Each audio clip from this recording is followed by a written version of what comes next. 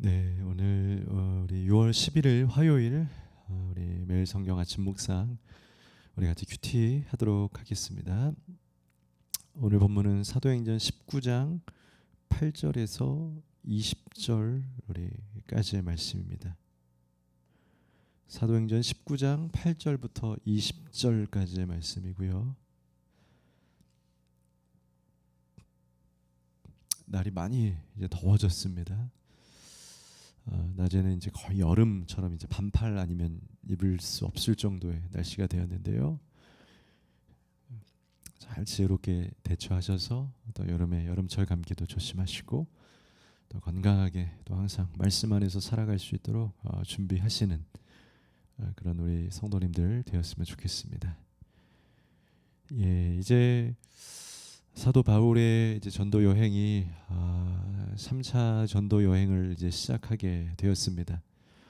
아볼로는 브리스굴라와 아굴라 부부에게 이제 요한의 세례가 아니라 성령의 세례가 있다라고 하는 더 한 차원 이상 높은 단계, 이제 진짜 하늘에 하나님께서 성경에 예비해 주셨던 성령 세례를 배우게 되고 이제 고린도에서 새로운 말씀의 사역의 삶을 시작하게 됩니다.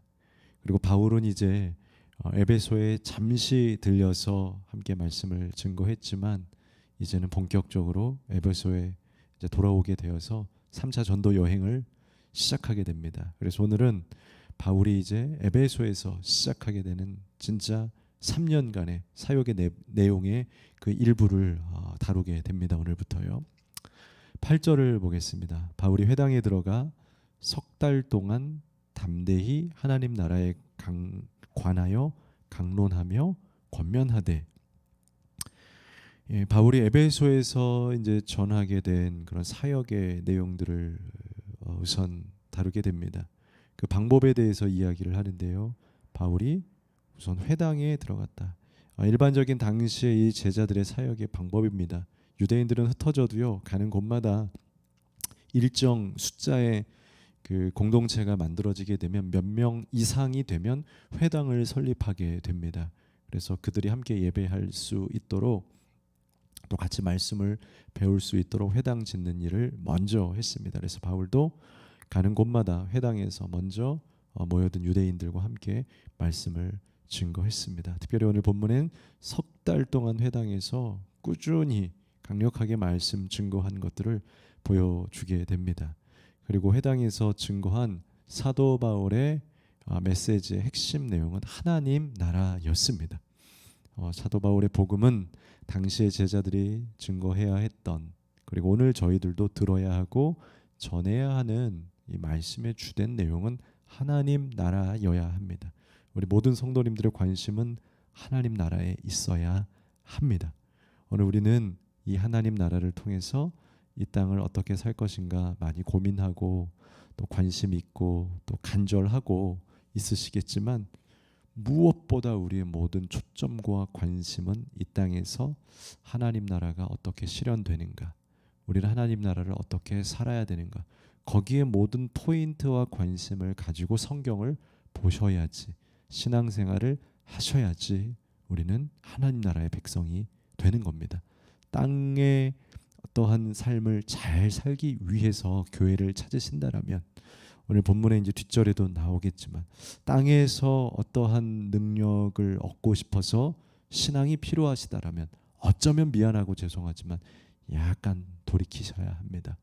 우리는 이 땅에서 어떻게 살고 어떤 것을 누리고 우리에게 지금 필요하지만, 여러분 지혜로운 것이 무엇입니까?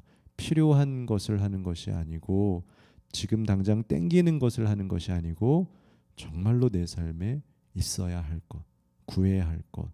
음식도 마찬가지 아니겠습니까? 먹고 싶은 것을 먹는 것 중요하지만 내 몸을 채워주고 정말 먹어야 할 것, 그걸 먹어야 우리가 건강을 누리고 하게 되겠죠. 감정대로 어떤 육감대로 우리가 살아가게 된다면 안 되겠죠.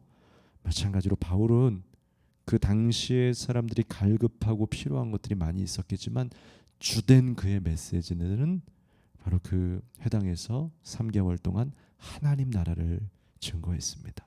하나님 나라를 소망하고 여러분들의 모든 예배와 초점이 하나님 나라에 관심이 있게 되는 성도님들 되시기를 바랍니다.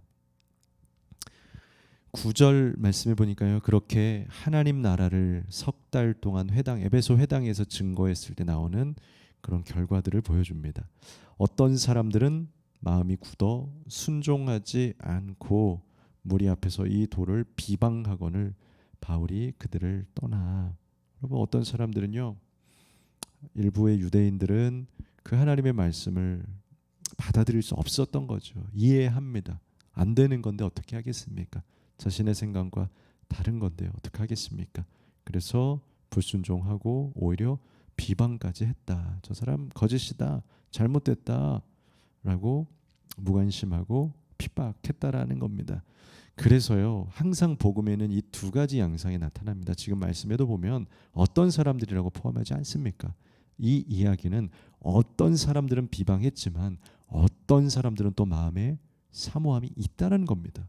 무언가 더 듣고 싶고 소망함이 생기고, 제가 더 가까이 가고 싶습니다. 그래서 사실은 설교나 예배 사역에서도 가장 소망하는 것은요, 또 저희들이 해야 될 한 가지 방법은요, 원치 않는 자들에게 억지로 하는 건 좋지 않은 것 같습니다. 경험상도 그랬습니다. 물론 불특정 다수들이 그곳에 왔다가 하나님의 말씀으로 능력을 받고 그러는 간증과 기적들도 예수님 당시에도 또 우리들의 기독교 어떤 과거의 역사들 속에서도 분명히 있었지만, 대부분의 어떤 사역의 현장에서는요, 원치 않는 사람들 한 번만 데리고만 와라, 앉아봐, 들어봐, 잘은 되지 않더라고요. 비방하고 거부하고 또 불신과 반감이 드는 것을 보게 돼요. 그러나 또 우리가 반대로 알아야 될 것은, 때로는 그 상황들 가운데서도 사모함이 일어나게 될 때 사모하는 사람들이 생겨나더라는 겁니다. 어렵지만 또 그렇게 왔는데 되는 사람들도 있더라고요. 또 좀 더 들어보고 싶어요, 교회 다녀보고 싶어요, 예수님 믿겠습니다, 생각지도 못했는데. 그래서 중요한 건 뭐냐면, 분명히 두 가지 양상이 있다는 거예요. 열리는 자가 있고 안 열리는 자가 있어요. 그거는 정말 하나님의 그런 어떤 선택적 주권과 선택에 있는 것 같습니다. 그래서 주일날도 우리가 함께 나눴지만, 우리가 해야 될 기도는 내 때가 아닌 하나님의 때, 내 방법이 아닌 하나님의 방법이 그들에게 임하여지기를 우리가 기도하고 기다리고 해야 되는 것 같습니다. 그래서 오늘 말씀에서도 사도 바울은요, 비방하고 이것을 순종할 수 없는 자들은 어쩔 수 없습니다. 떠나야 됩니다. 그들하고 끝까지 이걸 할 수 없다라는 겁니다. 대신에 사모하는 자들, 이것을 더 듣고 싶고 소망하는 자들 분명히 있어요. 우리는 그들과 일하는 겁니다. 그들과 믿음의 생활을 하는 거예요. 그래서 사도 바울이 어떻게 합니까? 9절 뒷절에 보니까요, 그들을 떠납니다. 우선 순종하지 아니하는 비방하는 자들을 떠나요. 그러니까 이런 맺고 끊음을 교회는, 사역자는, 또 여러분들도 여러분들의 삶의 복음에서 정확히 해야 되는 겁니다. 아닌 건 떠나면 됩니다, 여러분. 아닌 건 끊으면 된다는 거죠. 그리고 믿는 자들, 제자들을 따로 세우십시오. 따로. 여러분 회사에서 큐티하고 싶으세요? 안 되는 사람들 무조건 불러도, 옛날 방식이죠. 그냥 와만 봐라, 그냥 무조건 들어와 봐라. 그래서 반감도 많이 생기고 그렇죠. 오히려 되는 사람들, 하겠다라는 사람들, 마음이 열린 사람들에게는 따로 그들을 세워서 특별한 그들의 시간을 주는 게 더 좋은 것 같습니다. 그래서 바울이요, 도란노 서원에서 날마다 강론을 하기 시작했다라는 거죠. 당시 있었던 서원인데요, 그곳을 임대하여서 일부의 시간에 바울이 강론을 시작한 거예요. 어떻게 보면 몇 달 동안 그 몇 개월 장기 임대 렌트를 해서는 이곳에서 신학교를 시작했다라는 거죠. 그곳에서 강론을 합니다. 10절에 2해 동안 이같이 하니, 아니 이것이 이제는 2년이 되게 됩니다. 2년 동안, 이제 긴 시간 동안 하나님의 말씀을 증거합니다. 그렇게 했더니요, 아시아에 사는 자는 유대인이나 헬라인이나, 그러니까 이 지역에, 이 에베소 지역에서 오늘 하나님의 말씀을 듣고 있었던 헬라인, 유대인 다 주의 말씀을 듣더라. 함께 두론노 서원에서 2년간 말씀을 배웠던 이 모든 유대인 혹은 이방인들, 헬라인들까지도 말씀을 사모하고 듣고 하는 역사들이 일어났습니다. 이제 11절부터 이제는 그렇게 바울이 하나님의 말씀을 이 지역에 증거하고요. 11절에 보니까요. 하나님이 바울의 손으로 놀라운 능력을 행하게 하셨다. 이제 이렇게 말씀을 전하고 있었던 사도 바울에게는요. 이제 능력까지 함께 있게 됩니다. 이것은 당시에 성령 받은 예수님의 제자들에게 동일하게 있었던 현상입니다.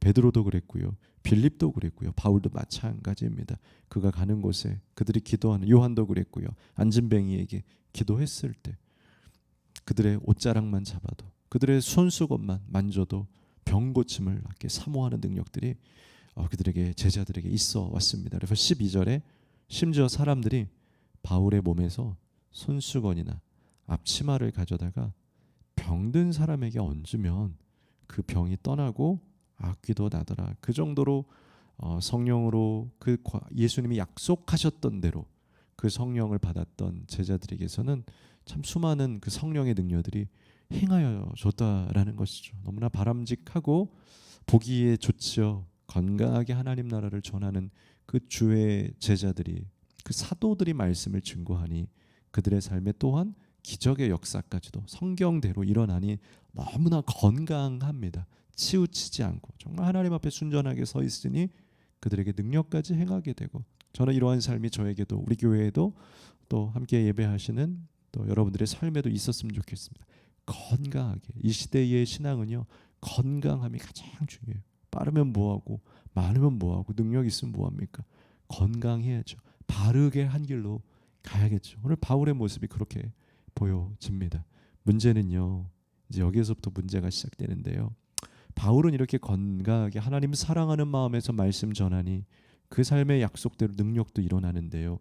13절에 16절까지 먼저 읽어볼까요? 이에 돌아다니며 마술하는 어떤 유대인들이 시험 삼아 악기 들린 자들에게 주 예수의 이름을 불러 말하되 내가 바울이 전파하는 예수를 의지하여 너희에게 명하노라 하더라.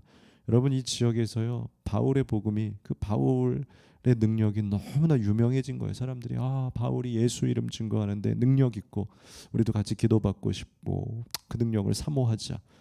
근데 그것을 좋아하고 뭐랄까 갖고 싶어하는 오늘 말씀의 마술사들, 당시에 그런 어떤 마술하는 이 과거 시대니까요.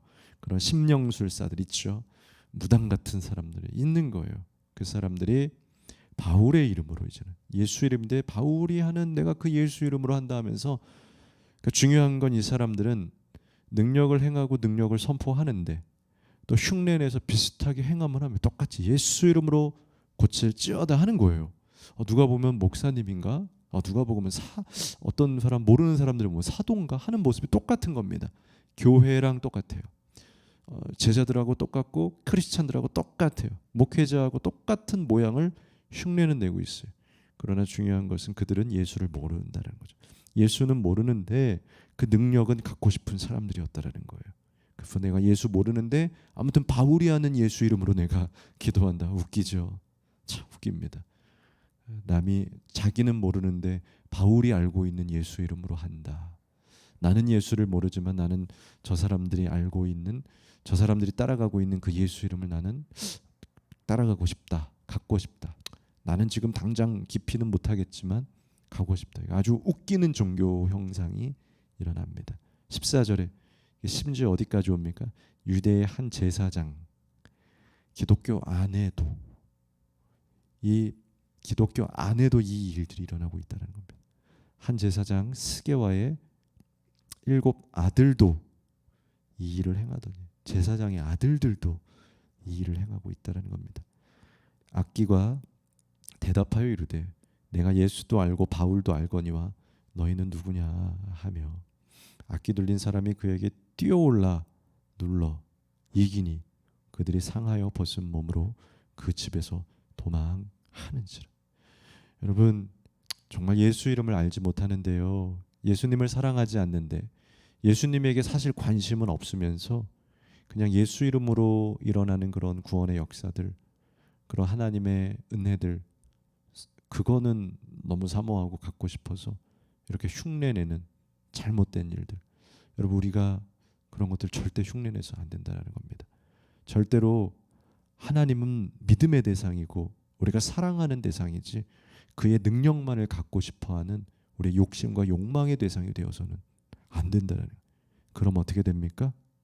오늘 말씀에서 보니까 그 귀신들이 오히려 그 욕망의 사람들을 타고 올라가 버리는, 그래서 알몸으로 벗고 도망가 버리게 되는 이 치욕스러운 일들이 일어나게 된다는 겁니다. 이 현상이 비단 그냥 성경에 있는 이런 이 사람들의 모습이겠습니까? 오늘날 우리의 시대에 없겠습니까? 하나님 사랑하지 않죠. 하나님에 대해서는 잘 모르겠죠. 예수 거기까지는 잘 모르겠지만 뭔지 모르겠지만 나도 그냥 복음을 가지고 싶다. 종교를 가지고 싶다. 힘과 능력은 가지고 싶다. 더 깊은 헌신과 예배의 자리로 들어가는 건 너무 피곤하고 힘들지만 뭔가 그 분위기는 나도 누리고 싶다. 교회라는 곳에 무언가는 갖고 싶고 액세서리가 되었으면 좋겠습니다. 이거 위험하다라는 겁니다. 위험합니다. 너무너무 위험합니다. 예수님은 믿고 사랑해야 되는 존재입니다. 믿을 때 그 능력이 행하는 겁니다. 믿지 않지만 능력만 행하기를 원한다라면 무서운 이야기지만 오늘처럼 악령이 귀신이 역사하는 겁니다.